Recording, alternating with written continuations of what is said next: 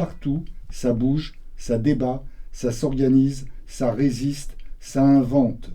Cette réalité, nous allons vous la montrer à travers une série de 3 émissions.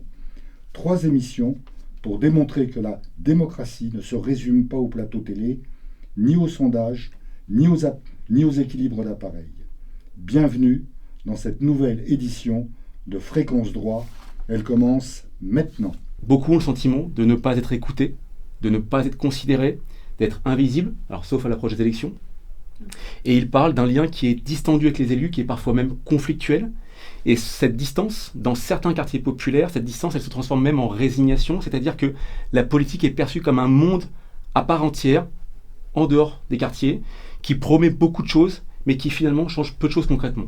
Ce diagnostic critique, c'est pas un rejet de la démocratie. Au contraire, les Parisiennes et les Parisiens qu'on a, nous, rencontrés, ont exprimé une attente très forte, c'est celle d'une démocratie qui soit plus proche, qui soit plus inclusive, qui soit plus transparente et qui soit plus effective.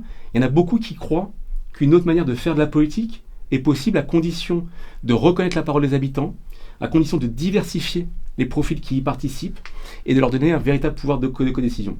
Nous, notre travail, c'est de donner envie à des personnes qui sont globalement un peu déçues de la politique, de faire de la politique et de la faire autrement. Donc c'est pour ça qu'on imagine des outils pour faire en sorte que les gens, au lieu d'aller coller des tracts ou distribuer des tracts ou coller des affiches sans trop savoir pour qui et pourquoi ils le font, après avoir passé 2 heures avec nous, ils se disent en vrai c'était cool, j'ai envie d'en parler à mes amis pour qu'ils viennent aussi militer au sein de Victoire Populaire. Il va falloir que nous, collectivement, on se mobilise pour mettre la pression au parti pour dire déjà vos jeux d'appareil en temps normal, ça nous énerve. Ça génère énormément de colère et de défiance. Mais alors, quand il s'agit d'avoir des jeux d'appareil au moment d'enjeux électoraux aussi forts, ça va vraiment nous mettre en colère. Les partis politiques ont vraiment une grande responsabilité, parce que ce sont eux qui fabriquent leur liste pour les municipales. Et donc, mais comme ce qui a été dit, c'est qu'effectivement, il peut y avoir des personnes issues des quartiers pop sur les listes. Mais où est-ce qu'on les met ? Où est-ce qu'ils sont ? Qu'est-ce qu'on va leur donner comme mandat ensuite, quelle délégation ils vont avoir.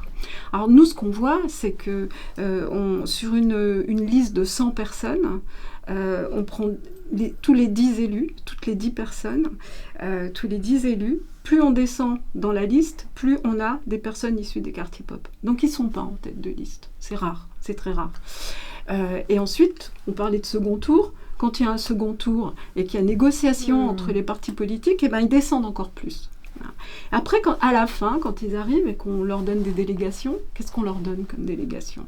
En général, c'est les sports. C'est comme les femmes. Nous, on nous propose de fait la petite enfance, le scolaire, et c'est pareil. Là, c'est la même chose. Donc, ce sont rarement des délégations qui sont délégations finances, structurantes en tout cas pour la ville.